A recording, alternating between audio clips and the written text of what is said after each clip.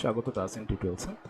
গতকাল আমরা দেখেছিলাম আমরা কিভাবে হাইড কলামকে আনহাইড করতে পারি, আর আজকে আমরা দেখব কিভাবে হাইড রোকে আনহাইড করতে পারি।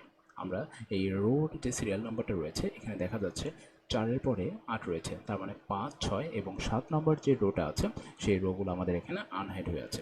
তাহলে আমরা পূর্বের মতোই এই প্রথমটা এবং শেষটা সিলেক্ট করে নিচ্ছি।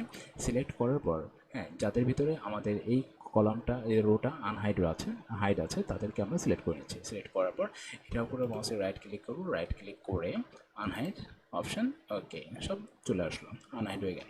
এরপরে আরও একটি পদ্ধতি আছে, সেটা হচ্ছে আমরা একইভাবে সিলেক্ট করব এটাকে, যে দুইটার ভিতরে আমাদের সমস্ত কলামগুলা রোগুলা হাইট আছে সেগুলো আমরা সিলেক্ট করছি। সিলেক্ট করার পর আমরা ফরম্যাটে গিয়ে ভিজিবিলিটি থেকে তারপর হচ্ছে আনহাইড রোজে ক্লিক করার পর আমাদের এটা হাইড হয়ে গেল, হাইড থেকে আনহাইড হয়ে গেল।